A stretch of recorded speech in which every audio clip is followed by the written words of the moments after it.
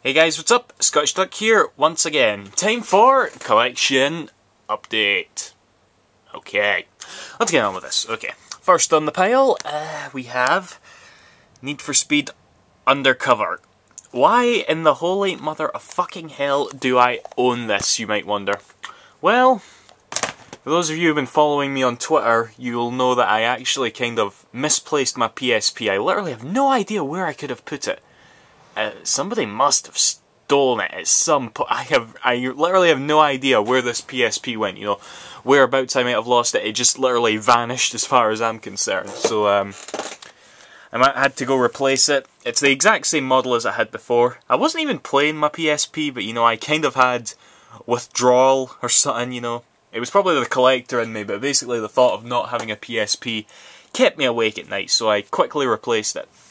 And, with the PSP, I lost a few UMDs though. You know, I had UMDs in the carry case, so I had to replace some of those as well, you know, because again, it kept me awake at night. I replaced Guitar Man. Of course, I have two copies now, of course. Valkyria Chronicles 2 and Phantasy Star Portable 2. So, those are the ones that I've replaced. The only game I haven't replaced that I lost was Star Ocean 2, and I'll get round to that at one point. And yeah, Need for Speed Undercover, it just came with the PSP I bought from eBay. I'm never going to play it, but I have it now, I guess. Right, 3DS games. Right, Super Mario 3D Land, of course I was going to pick this one up eventually. This was the only game I got for Christmas, actually. You know, none of these were bought for Christmas per se, but this was the only Christmas gift I got. It was pretty good. Yeah, I think Nintendo's kind of overdoing the whole 3D Mario platforming thing. You know, they're just making the games a bit too frequent, that's all. But with that said, this is good. Not as good as the 2 Mario Galaxy games, and definitely not as, well, original. You know, I don't know. I don't want to spark an argument in the comments, but anyway. It was good, I've already beaten it. I've not beaten, like, the bonus worlds of that yet, though. I might go back to get it, but either way, yeah. Okay. And, Sonic Generations 3DS. I wanted to pick this up since day one, because, you know, it's got different levels and whatnot. But you go about the internet, you hear a lot of, like, pretty negative things about it, you know? Even before it came out, the footage shown did seem a bit sloppy, you know? And I tried to remain optimistic. I remember having a lot of arguments with a friend about how this game would turn out. And now that it's actually out and I've played it, I'd say he who was being a bit negative was actually more accurate in the sense, so, because the game is pretty meh, especially if you've played the console version, you know. I guess overall it could be called decent, but I definitely didn't enjoy it as much as the console version, you know. Both Sonics are a bit too similar, the level design's a bit blech, and it's really short and easy. I mean, yeah, what can I say? Hopefully there will be more Sonic games on 3DS, of course, but hopefully they'll be a bit better than this, because this is probably Dimps' worst Sonic game in my opinion. This is coming from a guy who really likes Sonic 4, Episode 1, but whatever. Okay. Hatsune Miku Project Diva, the very first game in my life that I have imported from Japan, and all of you who follow me on Twitter know I'm obsessed with this girl. She's so pretty. Anyway, but yeah, Sega published a few games for the PSP. I'm pretty sure they're all like expansion packs of each other, but I want to get them all at some point. And this was the first one. And I really do pretty much acknowledge Hatsune Miku as like a video game character solely, you know? I know she's actually like a virtual idol in Japan and all that, but to me she's a video game character. And these games do actually look like a lot of fun, and I've listened to the music like in my spare time quite a bit. So I'm really pleased to own this.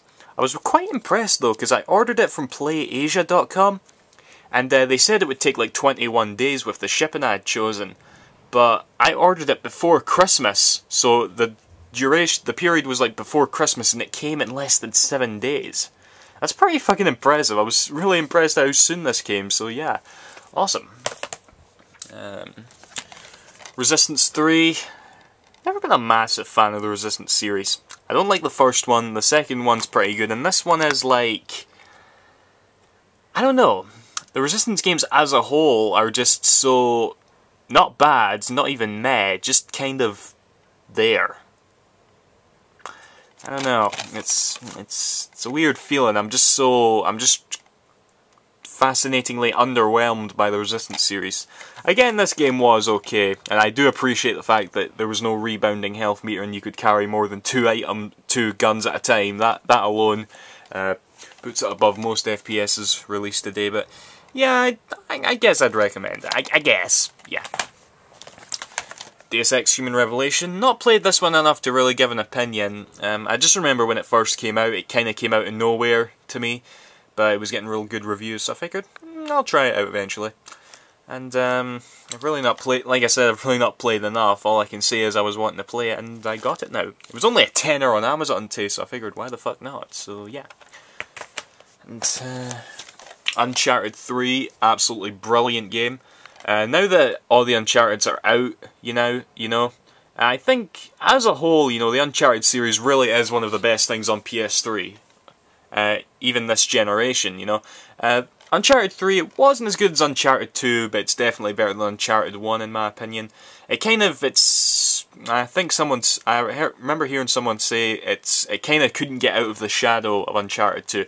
And that's pretty true, you know, it is kind of the same thing, the same awesome cinematic gameplay that you've come to know from Uncharted. I'm not going to mock it for that, because I thought it was awesome, and I even got the Platinum Trophy, beat it on Crushing and all that. I loved it, it was brilliant, seriously. So yeah, nice one Nathan Drake. I can't wait for your racing game in 2 years, if Naughty Dog's track record is anything to go by. And lastly we have Rise of Nightmares. I always meant to pick this game up at some point. I don't have a Kinect yet, but this game seriously intrigued me when Sega first showed it off, you know. A rail shooter that was like, you know, rated 18 and wasn't. No, in fact, I take that back. A Kinect game that was rated 18 and it wasn't a rail shooter. In this game, you actually have to control your character by, you know, moving your body forward and turning your shoulders. Just like a first-person shooter, it wasn't on rails. That alone just really intrigued me, and gotta give props to Sega for taking that sort of risk. So, yeah, it was a tenner on Amazon, so I sort of grabbed it. And I do plan on getting a Kinect used at some point just to play through this. But in any case, I've got it now, so yeah. And that's that, guys. Yeah. Once again, I hope you all had a Merry Christmas, and I hope you all have a good New Year. See yous after. Thanks for watching. Bye-bye.